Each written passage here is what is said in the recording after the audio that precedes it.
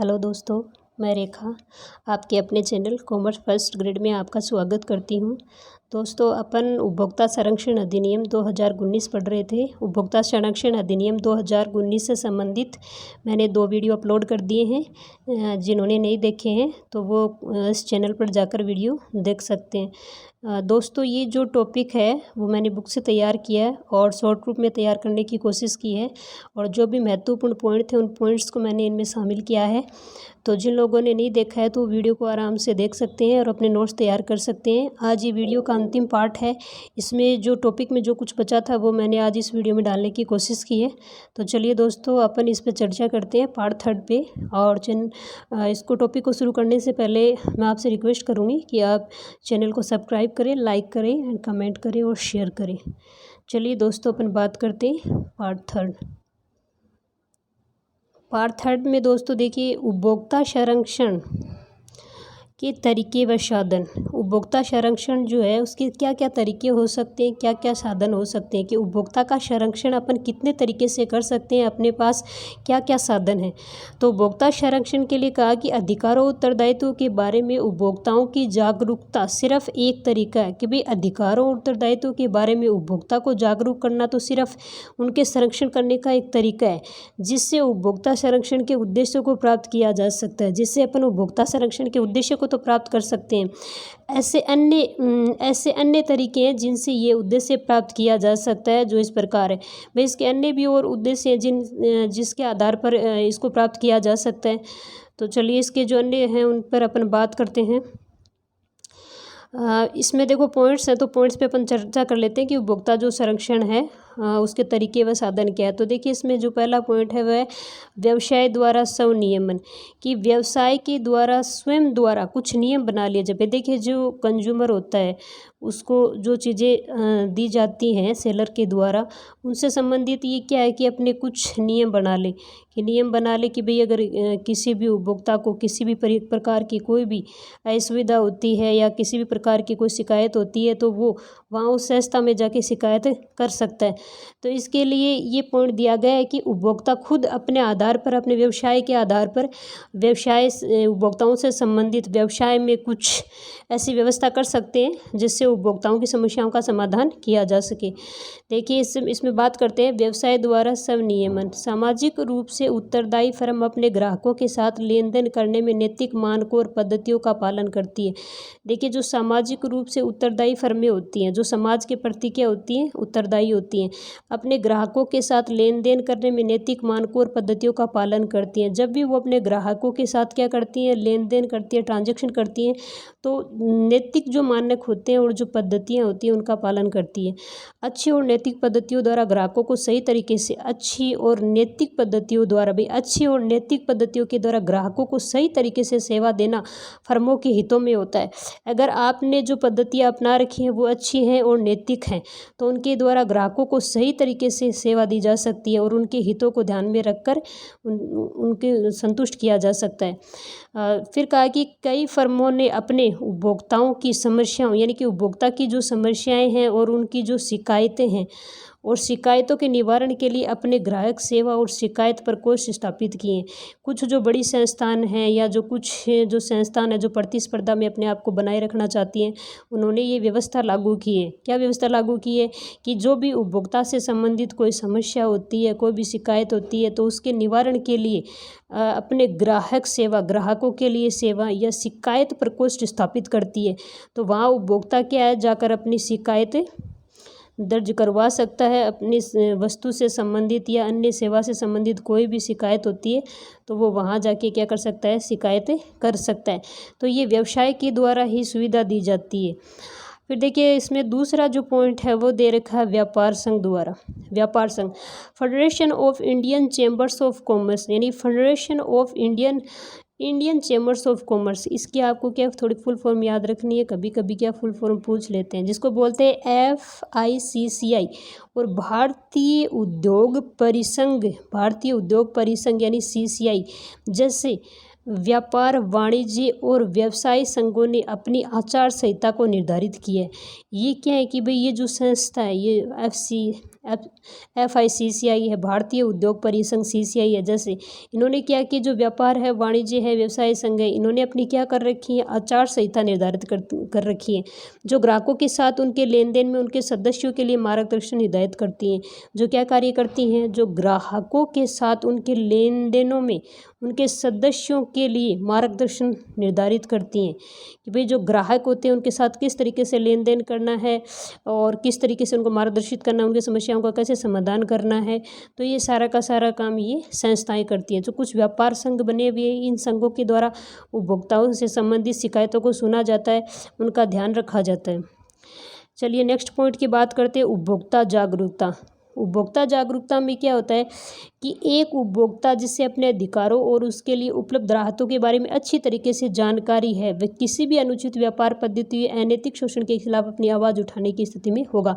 अगर एक उपभोक्ता है वो अपने अधिकारों के प्रति, भाई उसको उत्तराधिकार दे रखे हैं, तो जो अधिकार दे रखे हैं उन अधिकारों के प्रति अगर वो जागरूक है, उसको पता है कि मेरे क्या क्या अधिकार है, क्योंकि उपभोक्ता संरक्षण अधिनियम में 6 अधिकार बताए गए।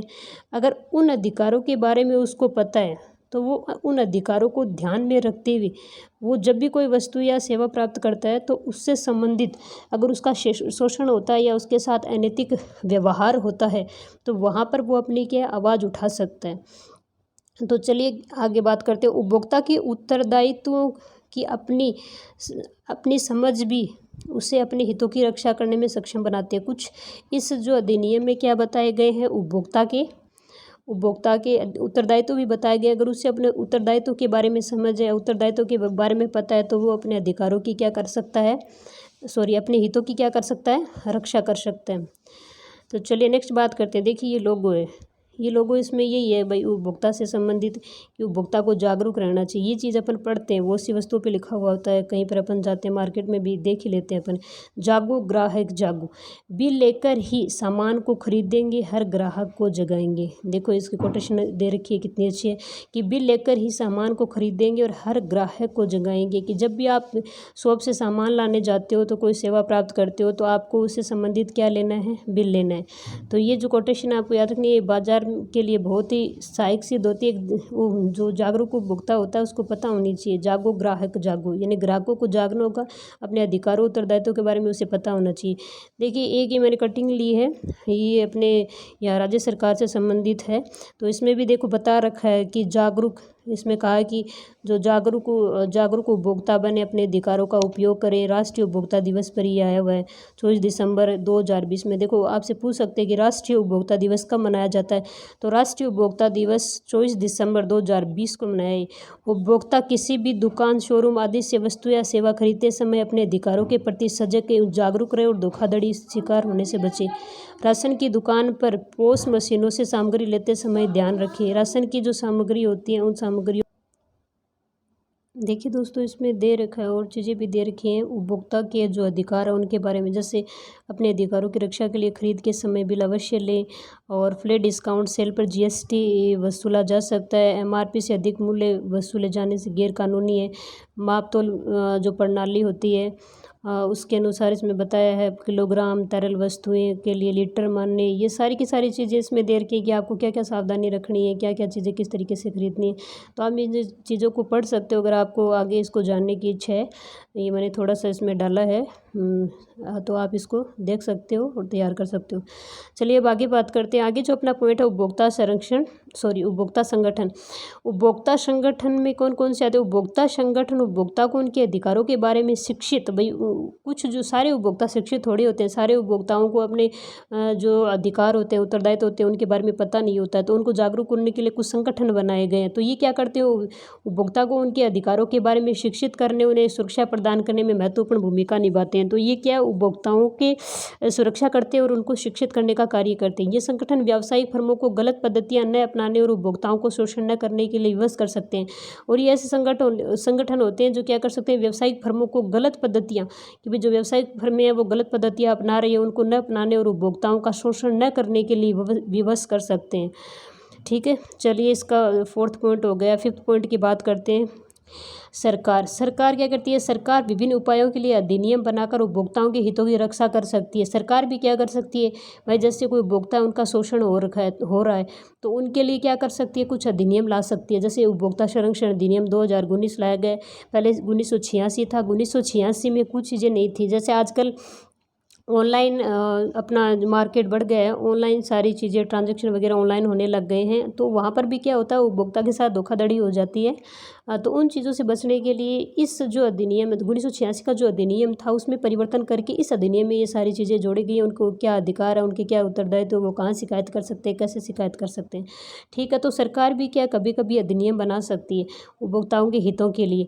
उदाहरण के लिए टोल फ्री राष्ट्रीय उपभोक्ता हेल्पलाइन नंबर, देखिए ये दे रखा है इसमें कि टोल फ्री राष्ट्रीय उपभोक्ता हेल्पलाइन नंबर है कि कोई भी उपभोक्ता अगर मान लो उसका शोषण होता है तो वो क्या कर सकता है, इस हेल्पलाइन पे शिकायत कर सकता है। ये नंबर दे रखे हैं, ये नंबर कितने दे रखे, 1800 फिर 11 और फिर 4000। तो इन नंबरों को मिला के वो क्या कर सकता है, अपनी शिकायत दर्ज करवा सकता है। भारत में कानूनी ढांचा उपभोक्ता को सुरक्षा प्रदान करने वाले विभिन्न कानूनों को शामिल करता है। और भारत भी क्या करता है कि कानूनी ढांचे भारत का जो कानूनी ढांचा उसमें उपभोक्ता को सुरक्षा प्रदान करने वाले विभिन्न कानूनों को शामिल करता है। समय समय पर अगर इनमें संशोधन की जरूरत होती है तो उपभोक्ताओं के हितों को ध्यान में रखते हुए इनमें क्या किया जा सकता है, संशोधन किया जा सकता है। फिर बोला इन विनियमों में सबसे महत्वपूर्ण उपभोक्ता संरक्षण अधिनियम 2019 है। ये आज तक जितने भी भाई बने हैं ना अधिनियम या विनियमन जो भी बने हैं उनमें सबसे महत्वपूर्ण जो बन के आया है वो यही है, महत्वपूर्ण उपभोक्ता संरक्षण अधिनियम 2019। ये अधिनियम उपभोक्ता के हितों के प्रतिकूल मामलों को विनियमित करने के लिए एक केंद्रीय प्राधिकरण प्रदान करता है। और उपभोक्ता जो है उनके लिए जो अधिनियम बनाया उसमें उपभोक्ताओं के हितों के लिए प्रतिकूल जो मामले होते हैं उनमें विनियमित करने के लिए एक संस्था बनाई गई है। उस संस्था केंद्रीय प्राधिकरण संस्था है, जिसमें उस संस्था का फुल नाम क्या है, केंद्रीय उपभोक्ता संरक्षण प्राधिकरण। मतलब एक प्राधिकरण को संस्था ही बोलते हैं, एक संस्था बनाई गई है। तो ये क्या है कि केंद्रीय उपभोक्ता संरक्षण प्राधिकरण यानी CCPA। ठीक है, ये आपको क्या ये याद रखनी, इसकी फुल फॉर्म भी पूछ सकते हैं। तो देखिए सी का तो इसमें हो जाएगा सेंट्रल, सी से हो जाएगा सेंट्रल, और दूसरा जो सी है उससे हो जाएगा कंज्यूमर, और पी है उससे हो जाएगा प्रोटेक्शन, और ए से क्या हो जाएगा अथॉरिटी। ठीक है, तो इस तरीके से आपको इसकी क्या है थोड़ी फुल फॉर्म भी याद रखनी है, कभी कभी पूछ लेते हैं। और ये संस्था क्या करती है, उपभोक्ता के हितों की रक्षा करती है या सुरक्षा करती है। ठीक है, चलिए नेक्स्ट बात करते हैं उपभोक्ता निवारण एजेंसियाँ। ये इंपॉर्टेंट है, इसमें से क्या है क्वेश्चन काफ़ी पूछे जाते हैं और इस बार तो नया लागू हुआ तो क्वेश्चन ज़्यादा पूछने के चांसेज है, क्योंकि पहले की जो चीज़ें थी वो इसमें क्या थोड़ी चेंज हो गई है। चेंज होने के कारण इसमें पूछे जा सकते हैं क्वेश्चन, पूछे जाएंगे, पूछे क्या जा सकते हैं, पूछे जाएंगे। तो चलिए बात करते हैं उपभोक्ता निवारण एजेंसियाँ। उपभोक्ता निवारण एजेंसियाँ कौन कौन सी होती है उनके बारे में चर्चा करते हैं। तो देखिए उपभोक्ता संरक्षण के अंतर्गत जो एजेंसियाँ जो अभिकरण है वो 3 तरीके से बनाई गई है। 3 तरीके से कौन कौन सी बनाई गई है, जैसे उपभोक्ता संरक्षण के अंतर्गत जो एजेंसी हैं उसमें 3 महत्वपूर्ण है। एक तो जिला आयोग, एक राज्य आयोग, एक राष्ट्रीय आयोग। तो देखिए जिला आयोग है, इसका गठन कौन करता है, राज्य सरकार। राज्य आयोग के गठन कौन करता है, इसका राज्य सरकार। राष्ट्रीय स्तर है, ये सेंट्रल लेवल पे होता है। ठीक है, इसको सेंट्रल लेवल पे बोलते हैं, निजी लेवल पे नहीं, केंद्रीय सरकार। ये पूरे राष्ट्र के लिए ये आयोग होता है। ठीक है, तो इन दोनों की जो स्थापना है वो राज्य सरकार करती है और इसकी केंद्र सरकार करती है। ठीक है, तो इन पे अपन डिटेल से बात करेंगे। चलिए आगे चलते हैं।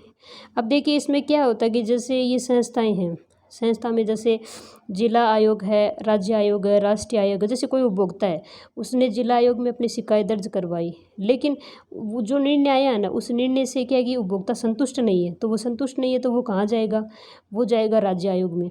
ठीक है, राज्य आयोग में जाएगा, राज्य आयोग में उसकी सुनवाई, और वहाँ से भी उससे संतुष्टि नहीं मिली, उसको ऐसे लगा कि इन्होंने जो निर्णय है वो सही नहीं दिया, मेरे पक्ष में नहीं दिया, मेरे साथ अन्याय हुआ है। तो फिर वो क्या कर सकता है, शिकायत राज्य आयोग में कर सकता है। अगर राज्य आयोग के मामले से भी वो संतुष्ट नहीं है तो वो कहाँ जा सकता है, राष्ट्रीय। अगर राष्ट्रीय आयोग से भी वो संतुष्ट नहीं है तब वो कहाँ जा सकता है, तो वो सुप्रीम कोर्ट में जा सकता है। ये लास्ट स्टेज होती है, यहाँ जाके वो अपनी शिकायत दर्ज करवा सकता है। ठीक है, तो चलिए अपन आगे बात करते हैं। देखिए मैंने थोड़ा सा इसको शॉर्ट रूप में भी आपको बताने की कोशिश की है। तो इसमें देखिए पहला आ जाएगा आपका जिला फोरम, फिर राज्य कमीशन, फिर राष्ट्रीय कमीशन, फिर उच्चतम न्यायालय। ठीक है, अब आगे चलते हैं, अपन इनकी डिटेल बात करते हैं। तो डिटेल बात करेंगे तो देखिए इसमें पहला दे रखा है जिला आयोग, जिला उपभोक्ता विवाद निवारण एजेंसी या आयोग। जिला आयोग के पास उन शिकायतों पर विचार करने का क्षेत्राधिकार है जहां विचाराधीन वस्तुओं एवं सेवाओं के मूल्य को 1 करोड़ रुपए से अधिक नहीं माना जाता। देखिए सीधी सी बात है, जिला आयोग है ना, उसका क्षेत्राधिकार बताया, तो उसका क्षेत्राधिकार कितना बताया कि उसके पास वही मामले आ सकते हैं जो कितने हो 1 करोड़, यानी एक करोड़ तक की बात की है, यानी 1 करोड़ तक के जो मामले हैं वो तो कहाँ पर आएंगे, जिला आयोग में। ये आपको याद रखना, ये चीज़ वेरी वेरी वेरी इंपॉर्टेंट है क्योंकि क्वेश्चन पूछने के इसमें बहुत ज़्यादा चांसेज होते हैं। ठीक है, तो ये राशि पहले अलग थी और अब ये बदल गई है, तो बदल कर कितनी कर दी है, 1 करोड़ रुपए, यानी 1 करोड़ रुपए तक के मामले उनकी सुनवाई कहाँ हो सकती है, जिला आयोग में। ठीक है, अब आगे चलते हैं अपन। इसमें इसने कहा कि पहली सुनवाई पर या बाद में जिला आयोग, पहली सुनवाई या बाद में जिला आयोग क्या कर सकता है, समझौता हो सकता है। तो पक्षों के मध्यस्थता से निपटाने के लिए सहमत होने पर लिखित सहमति पर जिला आयोग मध्यस्थता के मामले को संदर्भित करता है और मध्यस्थता से संबंधित प्रावधान लागू होते हैं। देखिए पहले उनमें समझौता करवाने की कोशिश करेगा दोनों पक्षकारों में, सेलर में और जो कंज्यूमर होता है। अगर उनमें समझौता हो जाता है, सेलर उसकी क्षतिपूर्ति देने के लिए तैयार हो जाता है, तब तो मामला निपट जाएगा। अगर नहीं निपटता है, मध्यस्थता नहीं होती है, वो एक दूसरे की जो क्षतिपूर्ति या एक दूसरे से सहमत नहीं होते हैं, तो वहाँ पर इसके लिए आगे की प्रोसेस अपनानी पड़ती है। तो मध्यस्थता द्वारा निपटाने की विफलता की स्थिति में मामला शिकायत के साथ आगे बढ़ता है। अगर दोनों में समझौता हो गया, सहमत हो गए, तब तो मामला वहीं निपट जाएगा। अगर नहीं निपटता है, नहीं समझौता हुआ, तब फिर मामला के आगे जाता है। तो आगे देखिए फिर कहा कि यदि शिकायत माल में दोष का आरोप लगाती, यदि शिकायत माल में जो शिकायत की गई उसमें किस पर आरोप लगाया गया, माल में दोष है, कुछ न कुछ दोष है, जिससे माल के उचित विश्लेषण या प्रशिक्षण के बिना निर्धारित नहीं किया जा सकता। कि भाई जैसे माल में कोई दोष है, अब इस चीज़ का आरोप लगाया सेलर पे, और मान लो कि अब उसका कैसे पता चलेगा कि इस माल में दोष है कि नहीं है, तो इसके लिए उसका क्या किया जाएगा, परीक्षण किया जाएगा। मतलब एक उचित विश्लेषण, या उचित विश्लेषण बोल दीजिए, एनालिसिस, या उसका जांच, या उसकी टेस्ट, या उसका परीक्षण, ठीक है, वो किया जाएगा। तो आयोग माल का नमूना प्राप्त करता है, तो आयोग क्या करेगा, वहाँ से उस माल का नमूना प्राप्त करेगा और उससे सील करता है, फिर उसको सील करेगा और सील करके उसका विश्लेषण करने के लिए उपयुक्त प्राधिकारी को भेज देता है। मतलब जो भी वस्तु है, जैसे आप कोई माल खरीद के लाए और आपने कहा कि भाई ये मेरी इस माल में क्या दोष है, ठीक है, तो दोष है, तो कैसे पता चलेगा दोष है, तो इसके लिए इसकी क्या होगी, जांच होगी। जांच होने के लिए मतलब इसकी टेस्ट होगी, तो टेस्ट के लिए आयोग क्या करेगा, उसका एक सैंपल लेगा, ठीक है, और उसका सैंपल लेकर क्या करेगा, एक जो प्राधिकारी होगा, ठीक है, एक जो भी प्राधिकारी होता है जहाँ पे इनकी जांच वगैरह होती है, तो वहाँ पर क्या उस प्राधिकारी को सौंप देगा एक नमूना लेकर, यानी कि उसका सैंपल लेकर। तो फिर वो क्या जांच वगैरह होने के बाद पता चल जाएगा कि इसमें वास्तव में इसमें डिफ़ॉल्ट है कि नहीं है, ठीक है। फिर आगे बात करते हैं, सेवाओं के मामले में शिकायतकर्ता द्वारा उनके नोटिस में लाए गए सबूतों के आधार पर विवाद का निपटारा किया जा सकता है। अब मान लो वो तो वस्तु थी, अब सेवा की बात करें, अब सेवा है तो सेवा को तो ला भी नहीं सकते, उसका कोई नमूना भी नहीं होता। तो मामले में क्या, शिकायतकर्ता द्वारा उनके नोटिस में लाए गए सबूत, जो शिकायतकर्ता जो नोटिस लेके आता है ना, उसमें सबूतों के आधार पर विवाद का निपटारा किया जाता है। भाई जो भी नोटिस लेके आया है उसमें जो सबूत है उनके आधार पर उसका निपटारा किया जाएगा। और निपटारे के लिए सेवा प्रदाता से किसी भी आवश्यक जानकारी के दस्तावेज या रिकॉर्ड मांगे जा सकते हैं। और जो सेलर होता है ना, उससे जिसने सेवा प्रदाता मतलब जिसने सेवा प्रदान की है, उससे किसी भी आवश्यक जानकारी से संबंधित, जैसे कोई भी अगर जानकारी चाहिए होती है वहाँ जब भी सुनवाई होती है, तो उससे संबंधित कोई भी जानकारी से संबंधित कोई दस्तावेज या कोई रिकॉर्ड उनको ज़रूरत पड़ती है, तो वो क्या कर सकते हैं, उस सेलर से मंगवा सकते हैं, यानी सेवा प्रदाता से वो चीज़ें मंगवाई जा सकती है, या दस्तावेज या रिकॉर्ड जो है वो मंगवाए जा सकते हैं। फिर है, जिला आयोग के आदेश से कोई भी पक्ष संतुष्ट नहीं है। मान लो कि जिला आयोग ने जो निर्णय दिया है उससे कोई भी पक्ष क्या नहीं है, संतुष्ट नहीं है, तो वह आदेश की तारीख से, मतलब जिस दिन आदेश आया है ना, उस आदेश की तारीख से 45 दिनों के भीतर राज्य आयोग में अपील कर सकता है। तो ये भी आपको याद रखना है, ये भी वेरी वेरी इंपॉर्टेंट है। तो देखिए इसमें 2 चीज़ें आई हैं, एक तो राशि वाले की कितनी जो राशि होगी, तब जाकर जिला आयोग में आप शिकायत कर सकते हो। अगर आप जिला आयोग के फैसले से संतुष्ट नहीं हो तो आप कितने दिनों के भीतर राज्य आयोग में शिकायत कर सकते हो।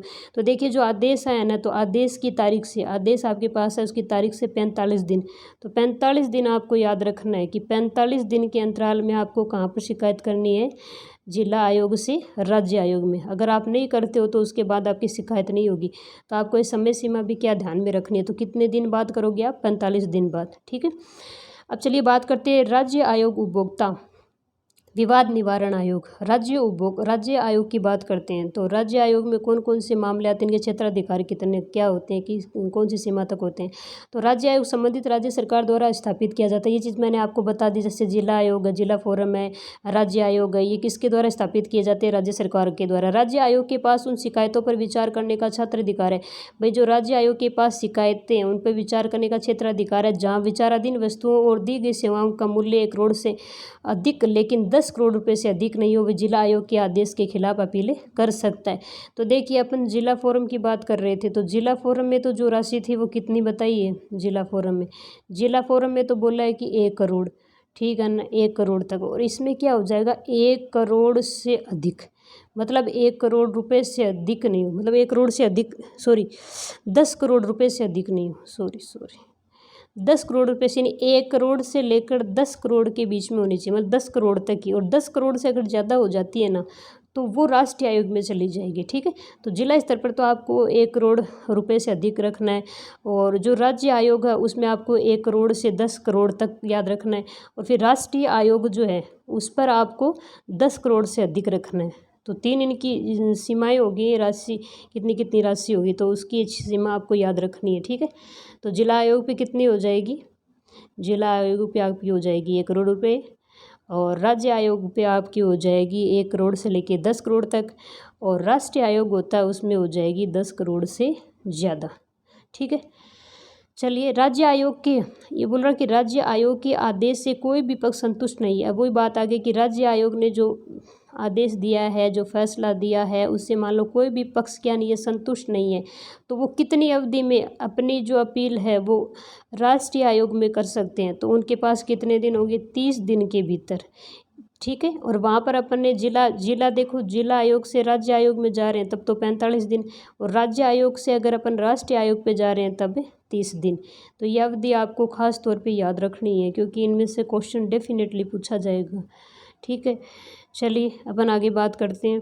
फिर राष्ट्रीय आयोग, ये आ गया राष्ट्रीय आयोग। राष्ट्रीय आयोग बोल दो आप इसको, राष्ट्रीय उपभोक्ता विवाद निवारण आयोग बोल दो। तो राष्ट्रीय आयोग को पूरे देश का क्षेत्राधिकार है, मतलब पूरे देश का इसको क्षेत्राधिकार प्राप्त है। जिले का तो जिले तक है, राज्य का राज्य तक है, और जबकि इसको पूरे राष्ट्र का है। तो राष्ट्रीय आयोग के पास उन शिकायतों पर विचार करने का क्षेत्राधिकार है जहाँ विचार के रूप में भुगतान की गई वस्तुएं या सेवाओं के मूल्य 10 करोड़ रुपए से अधिक है, वह राज्य आयोग के आदेश के खिलाफ अपील है।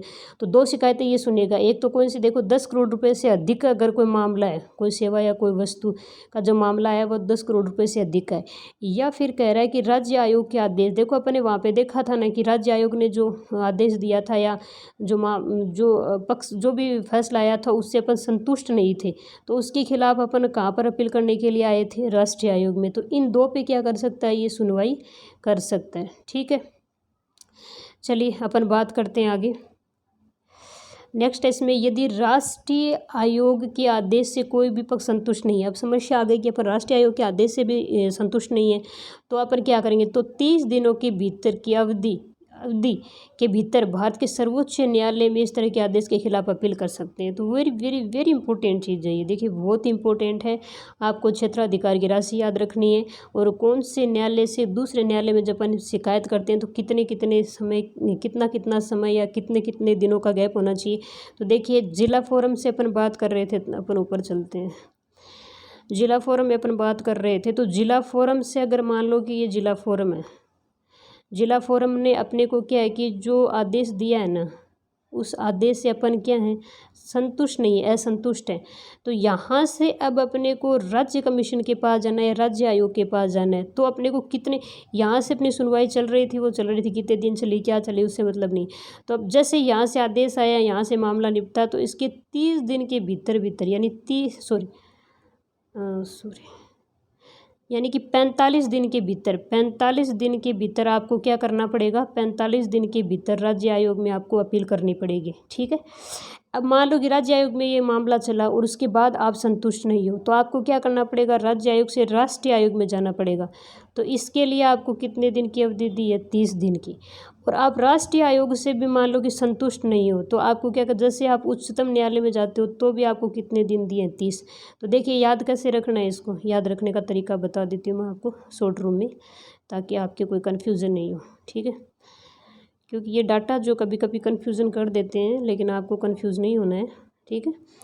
चलिए बात करते हैं तो इसको कैसे याद रखेंगे। जैसे जिला फोरम है तो जिला फोरम में अपन बात करते हैं कि भाई, क्योंकि जैसे आप मान लो कि 30-30 लेते हो तो वो तो एक एक महीना हो जाएगा, लेकिन यहाँ पे 30-30 दिन नहीं ले रहे अपन, पहले ज़्यादा ले रहे हैं क्योंकि पहला मामला है।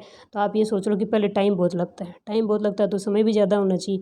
तो पहले यहाँ से अगर अपन यहाँ जा रहे हैं तो कितने दिन लेंगे अपन, तो यहाँ से यहाँ जा रहे हैं तो अपन 45 दिन लेंगे, ठीक है।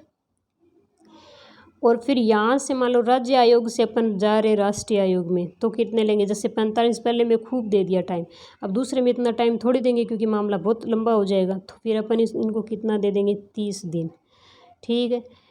फिर अब इसे ज़्यादा भी नहीं कर सकते, कम भी नहीं कर सकते, 1 महीना तो कम से कम होना ही चाहिए। तो राष्ट्रीय आयोग से उच्चतम न्यायालय में जाते हैं तो भी अपने पास कितना समय होगा, 30 दिन, ठीक है। तो आपको याद रखना है 45, 30 और 30, ठीक है। इसकी तो कोई समय सीमा है नहीं, यहाँ से यहाँ जाएंगे वही देखना है कि भाई जिला आयोग से राज्य आयोग, राज्य आयोग से राष्ट्रीय आयोग, राष्ट्रीय से उच्चतम, ठीक है, उच्चतम न्यायालय। तो ये चीज़ आपको इस तरीके से इनको अपने दिमाग में बिठाना है और उनको याद रखना है, ठीक है। तो ये अपने जो उपभोक्ता संरक्षण अधिनियम निवारण एजेंसियाँ थी वो कंप्लीट हो गई हैं। निवारण एजेंसियों से संबंधित अपन ने बातें कर ली हैं, इन पे चर्चा हो गई। अगर आपको किसी भी प्रकार का कोई डाउट हो तो आप मुझे कमेंट सेक्शन में बता सकते हैं। मैं आपको आराम से आगे इन पे जो भी डाउट्स होंगे वो डाउट्स आपके दूर करने की कोशिश करूँगी। तो चलिए अपन बात करते हैं उपलब्ध राहत। उपलब्ध राहत क्या है, मतलब कि वो एक उपभोक्ता जो है उसको कौन कौन सी राहतें उपलब्ध करवाई जा सकती हैं। तो देखिए उपलब्ध राहतों में क्या, जिला या राज्य या राष्ट्रीय आयोग माल में दोष या किसी अनुचित व्यापार पद्धति में, सेवाओं में कमी या उत्पाद दायित्व के अंतर्गत क्षतिपूर्ति के लिए दावा करने से संतुष्ट हो तो वह एक आदेश जारी करता है। क्या होगा कि जिला और राज्य राष्ट्रीय आयोग, जिले पर, राज्य पर और देश यानी राष्ट्र पर ये जो आयोग हैं, इनमें बोला कि माल में कोई दोष है या किसी अनुचित व्यापार पद्धति में, सेवाओं में कमी है, कि भाई जैसे माल में कोई डिफ़ॉल्ट है, सेवाओं में कमी है, उत्पाद के दायित्व उनके अंतर्गत क्षतिपूर्ति के लिए दावा करने से संतुष्ट नहीं है, तो ये सारे आदेश जारी किए हैं। तो इनमें क्या क्या शामिल किया गया है, तो देखिए इनमें पहला पॉइंट है माल में दोष। पहला है कि माल में दोष या सेवा में कमी को दूर करने के लिए कि आपको क्या राहत दी जाएगी। भाई जैसे आपकी सुनवाई हो रही है आपके केस की, तो आपको जो भी आदेश, जो भी आयोग के द्वारा आदेश दिया गया है तो आप में उसको कौन कौन सी राहतें मिलेंगी, मतलब आपको क्या क्या फ़ायदा होगा।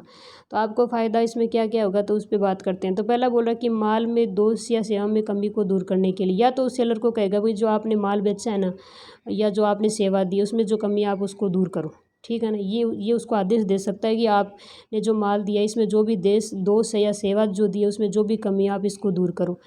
या फिर आपको क्या सहायता दे सकता है, तो देखिए इसमें बोला है कि दोषपूर्ण उत्पाद के स्थान पर नया, जैसे जो भी दोषपूर्ण आपको उत्पाद दिया है ना उसको तो वो रख लेगा, और नया उत्पाद, कभी कभी देखो आप सामान खरीदने जाते हो तो कोई अगर सामग्री खराब आ जाती है तो फिर वो जो सेलर होता है वो क्या करता है, पुराने सामान को रख लेता है और नया सामान आपको दे देता है, ठीक है। तो ये चीज़ है। तो दोषपूर्ण उत्पाद के स्थान पर नया दोष मुक्त उत्पाद, यानी कि दोबारा जो दे रहा है उसमें भी दोष नहीं होना चाहिए, वो दोष मुक्त होना चाहिए, मतलब उसमें दोष नहीं होना चाहिए नया जो सामान दिया उसमें, ठीक है। तो नया सामान दे सकता है। उत्पाद के लिए भुगतान की गई कीमत या सेवा के लिए दिए गए शुल्क को वापस करने के लिए, या उसको भाई सेलर को यह आदेश आ सकता है कि आपने जो उत्पाद दिया उसकी कीमत उपभोक्ता को वापस करो, वापस रिटर्न, या आपको कीमत लौटानी पड़ेगी, आप दूसरी वस्तु दे सकते हैं उसको ठीक कर सकते हो, ठीक है।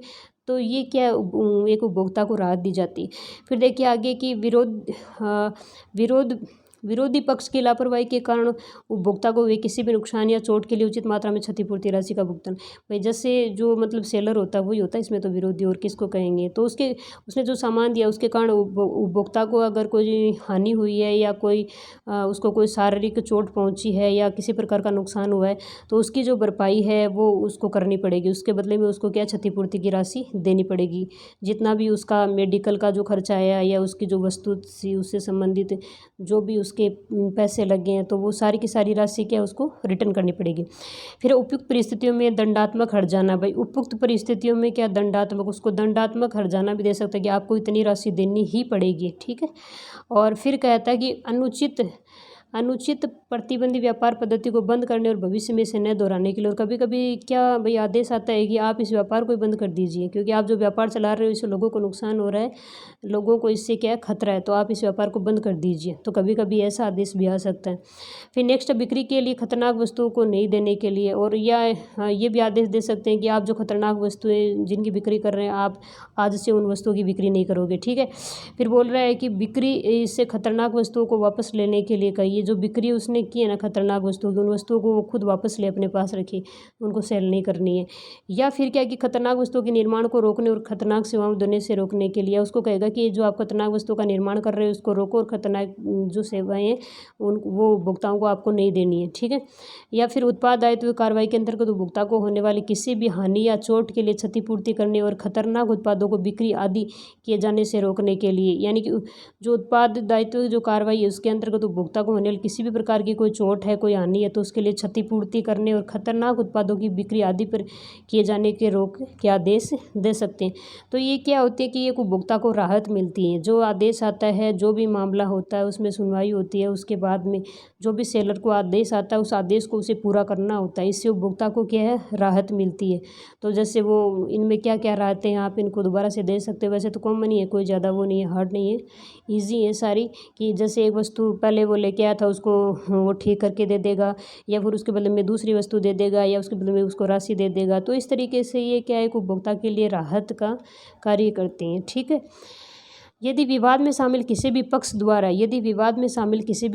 इस तरह के आदेश के विरुद्ध कोई अपील नहीं की जाती है, जिला आयोग, राज्य आयोग या राष्ट्रीय आयोग के प्रत्येक आदेश को अंतिम माना जाएगा।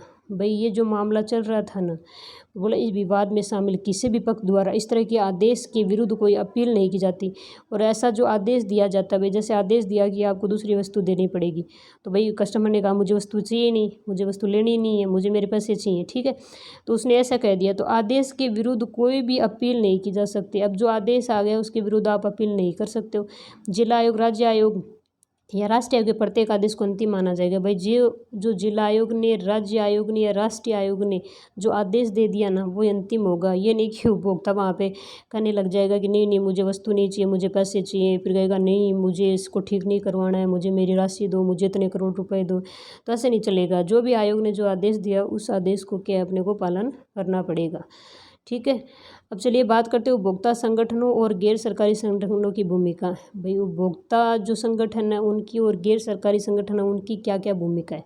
तो देखिए गैर सरकारी संगठन और गैर लाभकारी संगठन हैं जिनका उद्देश्य लोगों को कल्याण को बढ़ावा देने है। देखिए जो उपभोक्ता संगठन होते हैं या गैर सरकारी संगठन होते हैं, गैर सरकारी जो संगठन होते हैं ना, इनका उद्देश्य लाभ कमाना नहीं होता। इनका जो उद्देश्य होता है वो लोगों का कल्याण करना होता है, उनके कल्याण को बढ़ावा देना होता है। उनका अपना संविधान होता है, उनका अपना क्या होता है, संविधान होता है। पूछ ले आपसे कभी कि भाई गैर सरकारी जो संगठन होते हैं क्या वो संविधान में शामिल होते हैं या फिर उनका कोई अलग संविधान होता है। तो बेशक इनका अलग संविधान होता है, इनका अपना एक अलग संविधान होता है और वे सरकार के हस्तक्षेप से मुक्त होते हैं और सरकार इनके मामलों में कोई हस्तक्षेप नहीं करती। क्यों? क्योंकि ये तो जनता का कल्याण कर रहे हैं, लाभ नहीं कमा रहे। उपभोक्ता संगठन और गैर सरकारी संगठन उपभोक्ता के हितों के संरक्षण और उनके संवर्धन के लिए कई कार्य करते हैं। मतलब उपभोक्ता के जो ये उपभोक्ता संगठन होते हैं या गैर सरकारी संगठन होते हैं, उपभोक्ता के हितों के संरक्षण के लिए, उपभोक्ता के हितों की सुरक्षा के लिए और संवर्धन के लिए, उनको बढ़ाने के लिए कई प्रकार के कार्य करते रहते हैं। मतलब ये लगे ही रहते हैं कार्य करने में। फिर अगर उपभोक्ता संगठन और गैर सरकारी संगठनों की क्या क्या भूमिका होती है, ये सॉरी ऊपर से वापस रिपीट हो गया है तो वो ऊपर वाला ही पेज है ये। ठीक है। तो आप इसको पढ़ लेना। ठीक है, आगे चलते हैं।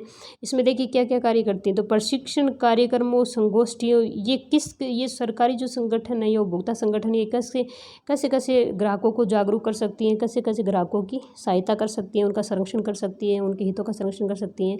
तो इसके लिए बोल रहा कि प्रशिक्षण कार्यक्रम मतलब एक ट्रेनिंग प्रोग्राम करके उनको जागरूक कर सकती हैं, संगोष्ठियाँ कर सकती हैं, कार्यशालाओं का आयोजन कर सकती हैं करके उपभोक्ता अधिकारों के बारे में आम जनता को शिक्षित किया जा सकता है। तो इससे जिससे कि आम जनता को शिक्षित किया जा सकता है। कोई जैसे कोई प्रोग्राम रख दिया, कोई संगोष्ठी हो गई, कार्यशाला का आयोजन हो गया। उपभोक्ताओं की जो समस्याएं हैं, कानूनी रिपोर्टिंग है, उपलब्ध राहत और हित के अन्य मामलों के बारे में ज्ञान देने के लिए आवधिक पत्रिका और अन्य प्रकाशनों का प्रकाशन करना। और जो भी कोई उपभोक्ता की समस्या आ गई तो उससे संबंधित कोई कानूनी रिपोर्ट है या उनको जो उपलब्ध राहत है, उनके हितों के अन्य जो मामले उनके बारे में ज्ञान देने के लिए आवधिक जो पत्रिकाएं चलती हैं, जैसे मासिक है, त्रैमासिक है, जो वार्षिक है, उनमें क्या कर सकते हैं, प्रकाशनों का प्रकाशन करवाना। उसमें क्या करते हैं, वो प्रकाशित करवा देते हैं ताकि अन्य लोग क्या उसको पढ़ लेंगे, वो भी जागरूक हो जाएंगे। कभी कभी देखते हैं ना, अपन आती है ना कोई भी, जैसे कोई समस्या थी और फिर उसका समाधान आता है, कोई भी मामला चलता रहता है। ठीक है, ये ऊपर वाली स्लाइड है। ठीक है, फिर नेक्स्ट देखिए इसमें है कि प्रतिस्पर्धी ब्रांडों के सापेक्ष गुणों का प्रशिक्षण करने के लिए अधिकृत प्रयोगशालाओं में उपभोक्ता उत्पादों की तुलनात्मक प्रशिक्षण करवाना। कि प्रतिस्पर्धी जो ब्रांड है उनके सापेक्ष गुणों का प्रशिक्षण करके, भाई वो जो प्रतिस्पर्धी जो ब्रांड है उनके जो सापेक्ष गुण होते हैं उनकी जाँच होती है। उनको जाँच करने के लिए क्या करते हैं, अधिकृत प्रयोगशालाओं में उपभोक्ता उत्पादों के तुलनात्मक प्रशिक्षण करवाना। उपभोक्ता को जो उत्पाद दिया उसका क्या क्या करवाया जाता है, तुलनात्मक टेस्ट करवाया जाता है और उपभोक्ताओं के लाभ के लिए प्रशिक्षण परिणामों को प्रकाशित किया जाता है। और उपभोक्ता के लाभ के लिए मतलब भाई प्रत्येक उपभोक्ता को क्या उससे पता चले कि भाई जो टेस्ट करवाया गया था उसमें क्या डिफ़ॉल्ट आया, क्या उसमें होना चाहिए था, क्या नहीं होना चाहिए था। वो सारा का सारा क्या करते हैं, उसके जो परिणाम आते हैं ना उस टेस्ट के, तो वो परिणामों को क्या करते हैं, प्रकाशित करवाते हैं ताकि उपभोक्ता उससे क्या हो जाए, जागरूक हो जाए। उपभोक्ताओं को विक्रेताओं की अनैतिक शोषणकारी और अनुचित व्यापार पद्धतियों की दृढ़ता से विरोध करने और इनके विरुद्ध कार्रवाई करने के लिए प्रोत्साहित करना। क्या होते हैं, कुछ उपभोक्ता होते हैं बेचारे, वो सीधे साधे भोले भाले होते हैं, तो वो वस्तुएं ले आते हैं और वो ख़राब होती है तो फिर सोचते हैं रहने दो, कौन बदलाने जाएगा, चलो मुझे नुकसान हो गया तो होगा, भाग्य के भरोसे है, भगवान जाने। तो ऐसे उपभोक्ता जो होते हैं उनके हितों की रक्षा करना भी ज़रूरी है। तो उसके लिए क्या करते हैं ये कि भाई वो फिर विरोध नहीं करते, वो सेलर को जाके बोलते नहीं है कि आपने हमें ये चीज़ अच्छी नहीं दी, इसमें ये खराबी, कुछ तो बोल देते हैं, लड़ लेते हैं, झगड़ लेते हैं, शिकायतें कर देते हैं, लेकिन कुछ उपभोक्ता नहीं करते। तो इससे क्या उनका शोषण होता है। इस शोषण के बचाने के लिए उनको दृढ़ता से उनका विरोध करने के लिए भाई उनको ये इस बात के लिए जागरूक किया जाएगा। जैसे आपको कोई भी आपके साथ अगर सेलर अनैतिक व्यवहार करता है, आपका शोषण करता है, तो आप उसकी क्या कर सकते हो, शिकायत कर सकते हो, यह आपका अधिकार है। वो बेचारा डरता है कि मेरे को नहीं करना चाहिए, ये हो जाएगा, अगर पुलिस केस हो जाएगा, तो वो उसको इन चीज़ों के बारे में वो क्या जागरूक नहीं होता है, इसलिए नहीं करते हैं। तो उनको क्या करना होता है, जागरूक। उपभोक्ताओं को कानूनी सहायता उपलब्ध करवाना। अब सारे उपभोक्ता पढ़े लिखे नहीं होते हैं, उनको इन चीज़ों का ज्ञान नहीं होता है, तो इसके लिए उनको क्या होती है, कानूनी सहायता उपलब्ध भी ये समय समय पर करवाते रहते हैं। फिर देखिए उपभोक्ताओं की ओर से उपयुक्त उपभोक्ता न्यायालयों में शिकायत दर्ज करवाना। उपभोक्ता की ओर से, कभी कभी उपभोक्ता खुद नहीं करता है तो उसकी ओर से क्या करेंगे, उपभोक्ता न्यायालयों में शिकायत दर्ज करवा देते हैं कि ठीक है, ये इनकी शिकायतें दर्ज करवा देते हैं। फिर आगे उपभोक्ता अदालतों में किसी व्यक्ति के लिए नहीं बल्कि आम जनता के हितों में शिकायत दायर करवाना। अब उपभोक्ता जो अदालत होती है उसमें ये नहीं कि किसी एक व्यक्ति के लिए आपने शिकायत करवाई, बल्कि आप आम जनता के हितों के लिए, ठीक है, आम जनता के जो हित हैं उनके लिए आप शिकायत दर्ज करवा सकते हो। ठीक है, चलिए अब ये अपना पॉइंट जो बुक से था वो पूरा कंप्लीट हो गया। मैंने आज आपको एजेंसियों के बारे में बताया है और एक ग्राहक को क्या क्या राहतें मिलनी चाहिए, उन राहतों के बारे में आपको समझा दिया है। और उसके बारे में उसके बाद ये उपभोक्ता संगठन और गैर सरकारी संगठन होते हैं, इनकी क्या क्या भूमिका होती है, इनके बारे में मैंने आपको बता दिया है। तो आप इनको आराम से पढ़ सकते हो, नोट्स बना सकते हो। और देखिए मैंने कुछ इसमें से कुछ और चीज़ें ली हैं जो उपभोक्ता संरक्षण अधिनियम 2019 में परिवर्तित होकर आई हैं। तो देखिए ये मोदी जी का स्टेटमेंट है, ये देखो फोटो लगी हुई है यहाँ पर, आप पढ़ सकते हो। तो देखिए ग्राहकों को धोखाधड़ी से बचाने के लिए मोदी सरकार ने लागू किया नया कानून। तो मोदी सरकार ने कानून लागू किया, तो नया उपभोक्ता संरक्षण अधिनियम 2019 कंज्यूमर प्रोटेक्शन और 2019 नए कानून की विशेषता भी, नया जो कानून है उसकी क्या क्या विशेषता है, ये अपने को खास तौर पे याद रखनी है। मैंने इसीलिए इसको यहाँ पे लिया है क्योंकि ये चीज़ें ना ये बहुत इंपॉर्टेंट है, क्वेश्चन जो आएंगे वो यहीं से आएंगे, ठीक है ना। तो उपभोक्ताओं को, भाई जो उपभोक्ता होते हैं उनके लिए उन्होंने बताया उनकी क्या क्या विशेषताएं, नए कानून में उनके लिए क्या क्या अच्छी बातें आई हैं, ठीक है ना, उनको क्या क्या सुविधाएँ दी गई है। तो इस चीज़ के बारे में अपन बात करेंगे। तो चलिए अपन बात करते हैं। इसमें देखो कहा कि उपभोक्ताओं को क्रमिक, एक मिनट इसको साफ कर देती हूँ, आपको आराम से दीजिए। ये देखिए उपभोक्ताओं को भ्रामक विज्ञापन जारी करने पर भी कार्रवाई, भाई उपभोक्ताओं को अगर उपभोक्ता को कोई भ्रामक आप विज्ञापन जारी कर रहे हो ना, जैसे आजकल आता है कि 10 रुपये की फेयर एंड लवली से आप इतना गोरा चेहरा पाएंगे, और मतलब अलग अलग टाइप के, अलग अलग, जैसे बाल आपके झड़ रहे हैं तो आप इस शैम्पू को लगाएं, आपके लंबे लंबे बाल हो जाएंगे। तो वो क्या होता है, भ्रामक होते हैं। कभी कभी उससे क्या है कि ग्राहक को बहुत बड़ा नुकसान हो जाता है और उसकी भरपाई भी नहीं होती है, क्योंकि वो जीवन का सवाल होता है। कुछ चीज़ें ऐसी होती हैं जिनका ये प्रचार प्रसार करते हैं लोग, उनको काम में लेते हैं तो भी उनको नुकसान हो जाता है। तो इस तरीके के अगर कोई भी भ्रामक जो होते हैं ना, भ्रामक विज्ञापन, जिससे क्या है कि लोगों को नुकसान हो रहा है, उपभोक्ता को नुकसान होता है, तो उन पे क्या करनी है, कार्रवाई करनी है। भ्रामक विज्ञापनों पे क्या करनी है, कार्रवाई करनी है। उपभोक्ता देश के किसी भी कंज्यूमर कोर्ट में मामला दर्ज करवा सकता है। ये भी इसमें बहुत अच्छी चीज़ आई है कि उपभोक्ता देश के किसी भी कंज्यूमर, यानी कि कोई भी, चाहे कंज्यूमर कोर्ट हो, उपभोक्ता जो कोर्ट होंगे, उपभोक्ता न्यायालय, वहाँ जाके वो शिकायत आराम से करवा सकता है।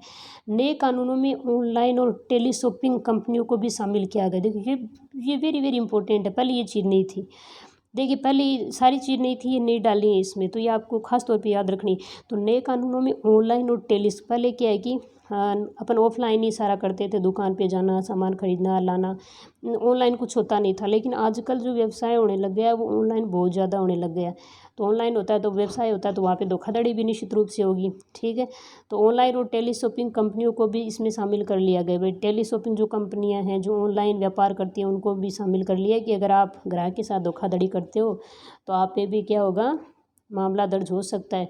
अब ये नहीं कि आपकी कोई शिकायत नहीं करेगा और आप मन चाहे चीज़ उपभोक्ता को दे दोगे। खाने पीने की वस्तुओं में मिलावट होने पर कंपनियों पर जुर्माना और जेल का प्रावधान है। खाने पीने की चीज़ों में अगर आपने मिलावट की है, इससे अगर उपभोक्ता को कोई नुकसान हुआ है तो आपको क्या होगा, जुर्माना हो जाएगा, या आपके लिए क्या होगा, जेल का प्रावधान होगा। ठीक है, अब देखिए इसमें बात करते हैं नेक्स्ट, ये जो नया कानून है उसमें है, आप इसको पढ़ लेना, अच्छी चीज़ें हैं, बहुत अच्छी चीज़ें हैं। ये अधिकार मैंने आपको समझाए दिए थे। उपभोक्ता दिवस मनाया गया था 24 दिसंबर को, तब का ये आया जैसे सुरक्षा का अधिकार, निवारण की मांग करने का अधिकार, उपभोक्ता शिक्षा का अधिकार, सूचित किए जाने का अधिकार, सुनवाई का, चुनने का। तो ये आपको याद रखने हैं क्योंकि एग्जाम में पूछे जा सकते हैं। ठीक है, जैसे उपभोक्ता एक से समस्याएँ होंगी हल, या आप इसको पढ़ लेना अगर आप इसको पढ़ना चाहते हो तो। ठीक है, अब आगे देखिए, मैंने कुछ उदाहरण वगैरह लिए, थोड़े कंटेंट लिया ताकि आपको चीज़ें अच्छे से समझ में आ जाए। जैसे सिर्फ 90 घंटे में सीखे अंग्रेजी, ये भ्रामक विज्ञापन है। किसी भी उम्र में अपना कद बढ़ाएं, जैसे होता है क्या, उम्र में जो बढ़ गया कद बढ़ गया, दोबारा थोड़ी बढ़ेगा। एक झटके में घटाए 30 किलो वजन, और एक झटके में, बताओ। क्रीम लगाएं और कुछ दिनों में दाग धब्बों से छुटकारा पाएं। ये मैंने देखो आपको बताया था अभी। 4 हफ्तों में पाएं गोरी और निखरी त्वचा। ये लो, एक लॉकेट लाएगा आपके घर में सुख समृद्धि। ये लो, फिर वो लॉकेट ही ले आएंगे, फिर कमाने की क्या ज़रूरत, तो उसे सुख समृद्धि आ जाएगी। तो ये तो देखो, ये कहा गया ऐसे भ्रामक विज्ञापनों से रहे सावधान। तो इनसे ये देखो, छोटी सी लड़की है गुड़िया, देखो कितने अच्छे से समझा रही है आपको। और ये देखो यहाँ जो सोच रहा है ऐसे ऐसे होता है। तो इसमें देखो, जागो ग्राहक जागो, भाई जागो, ऐसे काम नहीं चलेगा। तो ऐसे भ्रामक विज्ञापनों से अपने को क्या रहना है, सावधान रहना। तो देश में उपभोक्ताओं के अधिकारों की रक्षा का कानून बने 3 दशकों से ज़्यादा बीत चुके हैं, लेकिन आज भी उपभोक्ता आयोग के पास अपनी परेशानियों को लेकर जाने वालों की संख्या नामात्र से, जबकि आयोग ने तमाम फैसलों से उपभोक्ता के हितों को लेकर नज़ीर पेश की है। भाई शिकायतें बहुत कम लोग करते हैं, कितनी भी धोखाधड़ी हो जाए, काफ़ी सुरक्षा तो दी गई है लेकिन उपभोक्ता ही नहीं जाते, शिकायत ही नहीं करते हैं। और ये देखिए अपने ये पासवान जी हैं, तो ये उससे संबंधित उपभोक्ता मामले विभाग में 100 दिन की उपलब्धियां, उपभोक्ता के अधिकारों की, नया उपभोक्ता संरक्षण अधिनियम, शीघ्रता से कार्रवाई उपाय करने के केंद्रीय उपभोक्ता संरक्षण प्राधिकरण, भ्रामक विज्ञापनों पर अंकुश लगाने के लिए जुर्माना, खराब उत्पाद करने तो सेवा में कमी के लिए उत्पाद दायित्व सरलीकृत। ये आप पढ़ लेना, वही चीज़ें वापस ई कॉमर्स अप्रत्यक्ष बिक्री के लिए नियम बनाए गए हैं। ठीक है, तो आप इनको पढ़ सकते हो, रीड आउट कर सकते हो। कैरी बैग के लिए पैसा लेने पर कंज्यूमर फोरम में मामला दाखिल हुआ। तो ये देखिए, वो पीछे आया था ना कि जो उपभोक्ता संगठन होते हैं वो कोई भी ऐसा उदाहरण होता है उसको प्रकाशित करते हैं ताकि सारे उपभोक्ता उससे क्या हो जाए, जागरूक हो जाएं। तो देखिए, कैरी बैग के लिए पैसे लेने पर कंज्यूमर फोरम में मामला दर्ज हुआ। किसी ने कैरी बैग के लिए पैसे ले लिए कि भाई लो, मैंने पर्स दिया, थैला दिया, तो आपको पैसे देने पड़ेंगे। तो इसके लिए क्या है कि वो अपनी शिकायत की, तो उसमें क्या आया, फोरम ने सुनवाई के दौरान कहा कि ये गलत है। तो फोरम ने सुनवाई में क्या कहा कि ये गलत है। भाई गलत कैसे है, क्योंकि जो कैरी होता है उसका अपन क्या नहीं ले सकते, पैसा नहीं ले सकते। फोरम ने रिटेलर पर 1500 रुपये का जुर्माना लगाया। देखो 1500 रुपये का जुर्माना लगा दिया, ले बेटा, वो कमा रहा था 2 रुपये 3 रुपये, उसको 1500 रुपये अब देने पड़ेंगे कंज्यूमर को। साथ ही 8% की दर से ब्याज भी चुकाने का आदेश दिया। ये देखो कच्चा। तो ऐसे जब अपन मामले देखते हैं ना, ऐसे मामले आते हैं, जैसे प्रकाशन में आते हैं, पढ़ते हैं, तो अपने को ऐसे थोड़ा मोटिवेशन मिलता है कि हाँ अपन भी शिकायत कर सकते हैं, हाँ अपने साथ भी धोखाधड़ी हुई है। तो इसलिए ये जो संस्थाएँ होती हैं ना, ये उपभोक्ता संगठन वगैरह होती है, ये काम करते हैं, इन पे इनका प्रकाशन इसलिए करवाते हैं ताकि इससे प्रत्येक उपभोक्ता को क्या हो जाए, फ़ायदा। देख कैरी बैग के लिए पैसा लेने पर ये वही मामला है। इन छोटी छोटी बातों को आपको क्या रखना है, ध्यान में रखकर आप बन सकते हैं स्मार्ट कंज्यूमर, एक बढ़िया उपभोक्ता कैसे बन सकते हो। देखो खरीदारी के समय अधिक सतर्क रहना, आपको उस पर छोटी छोटी सारी चीज़ें देखनी है, कब बनी है, कैसे बनी है, कितना वजन है, सही है कि नहीं है, तो सारी चीज़ें जाँच करनी चाहिए। हर छोटी से छोटी प्रोडक्ट की जाँच कर ले। प्रोडक्ट में MRP ज़रूर चेक करें। MRP तो आपको देखनी चाहिए, क्योंकि जैसे वस्तु थी 100 रुपये की और सेलर ने आपसे ले लिए 110 रुपये, तो 10 रुपये का आपका घाटा हो गया, ठीक है। और फिर प्रोडक्ट पर IS मार्क आपको बताए थे, IS मार्क है, FPO वाला मार्क है, जो खाने वाली वस्तुएं होती हैं, तो ये मार्क आपको अवश्य देखने चाहिए, ताकि आपको क्या उस वस्तु की गुणवत्ता का आश्वासन मिलता है, ठीक है। फिर आपको और क्या क्या चेक करना उसमें, देखिए, और एक्सपायरी डेट है, रिटर्न रिफंड है, एक्सचेंज और गारंटी की पूरी जानकारी, सारी चीज़ें देखनी चाहिए। पैकेज प्रोडक्ट पर लिखे गए वजन को जरूर पढ़ ले। खरीदारी करने के बाद बिल तो आपको ध्यान से पढ़ना ही है, ठीक है। बिल तो आपको लेके भी आना है, ध्यान से पढ़ना भी, ठीक है। अब एक 10 पॉइंट से समझिए कैसे बढ़ी कंज्यूमर की ताकत। अब 10 पॉइंट्स हैं, इनसे कंज्यूमर की ताकत कैसे बढ़ी, ये भास्कर में देखो आए भी न्यूज़ है। ई कॉमर्स कंपनियों की जवाबदेही थे। अब क्या कर दिया, जो ई कॉमर्स कंपनियाँ होती हैं, ऑनलाइन जो व्यापार करती हैं, उनकी जवाबदेही तय कर दी कि भाई आपको जवाबदेही देनी पड़ेगी कि आपने प्रोडक्ट ख़राब क्यों बेचा, ठीक है। और प्रोडक्ट की हर जानकारी होगी डिस्प्ले, यानी प्रोडक्ट की पूरी जानकारी डिस्प्ले होनी चाहिए, मतलब पूरी जानकारी इस पर लिखी होनी चाहिए।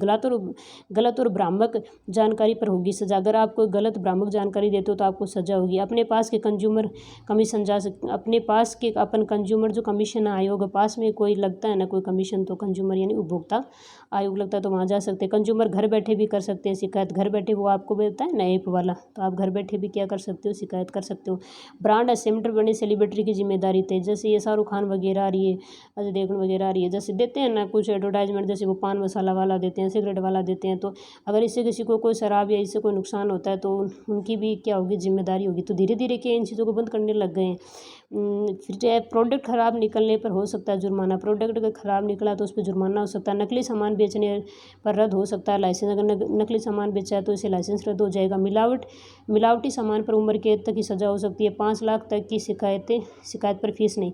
आप अगर 5 लाख रुपए तक की शिकायत करवाते हो ना, तो आपका कोई चार्ज नहीं लगता। कि कितनी इंपॉर्टेंट चीज़ें 10 पॉइंट्स ये बताएं, बहुत इंपॉर्टेंट चीज़ें, तो आप इनको आराम से पढ़ लेना, क्योंकि इसमें ऑप्शन बना के इनको दे देगा, फिर अपने से इनमें से क्वेश्चन पूछ सकता है। देखिए वापस दे रखा है, जागो ग्राहक जागो, अधिकारों को पहचानो, ठीक है। ये मैंने आपको सारे उनके अधिकार पर सतर्क रहें, उपभोक्ता के रूप में अपने अधिकारों को जाने, ठीक है। ये चीज़ें दे रखी हैं, ये कंटेंट आप पढ़ सकते हो। और देखिए ये भी एक बहुत अच्छा कंटेंट दे रखा है इसमें, जैसे शिकायत निवारण एजेंसियों को वस्तु और सेवाओं में कमियां चूकों को दूर करने, असुरक्षित या खराब वस्तुओं को बदलने, उनकी कीमतों वापसी भी सहित कई राहतें प्रदान करने की शक्ति प्रदान की गई है। तो ऐसे करके इसमें ये देखो बताया गया, आप इसको डिटेल पढ़ सकते हो। ये न्यूज़पेपर की कटिंग है, अच्छी कटिंग है, ठीक है। तो आप इसको पढ़ोगे तो आपका क्या इसमें ज्ञान बढ़ेगा, और ज्ञान बढ़ने के साथ आपकी जानकारी बढ़ेगी, जानकारी आपकी बढ़ेगी तो आपके कॉन्सेप्ट क्लियर होंगे तो आप क्वेश्चन के आराम से वहाँ पे एग्ज़ाम में कर पाओगे। देखिए इसमें दे रखा है ये लोकसभा उपभोक्ता संरक्षण अधिनियम 10 अगस्त 2015 लोकसभा में पेश किया गया था। ये पेश कब हुआ था, 10 अगस्त 2015 को।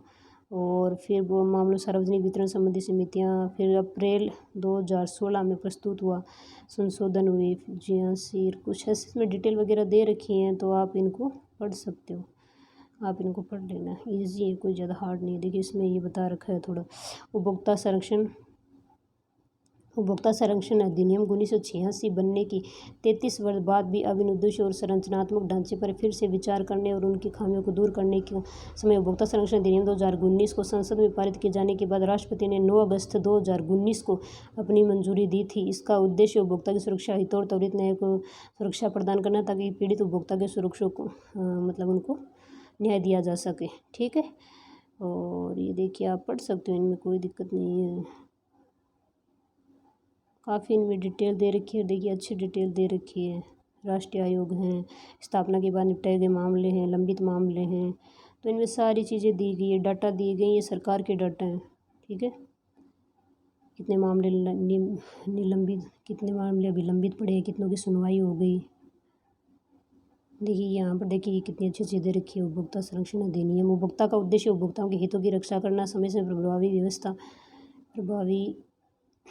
व्यवस्था उपलब्ध कराने, उपभोक्ताओं के विवादों के निपटाने के लिए प्राधिकरण की स्थापना। उपभोक्ता संरक्षण अधिनियम 2019 की विशेषताएं, उपभोक्ता की परिभाषा में ऑफलाइन और ऑनलाइन दोनों उपभोक्ता आएंगे। कोई भी सामान खरीदा जाता है और कोई भी सेवा हासिल की जाती है तो उनके भाव में इलेक्ट्रॉनिक टेलीस्कोप भी शामिल होंगे। तो ये डिटेल दे रखी है। देखिए आगे इसका कुछ पार्ट यहाँ पर है। देखिए ये पूछ लें आपसे, राष्ट्रीय उपभोक्ता दिवस कब मनाया गया था, तो ये 24 दिसंबर को मनाया गया था।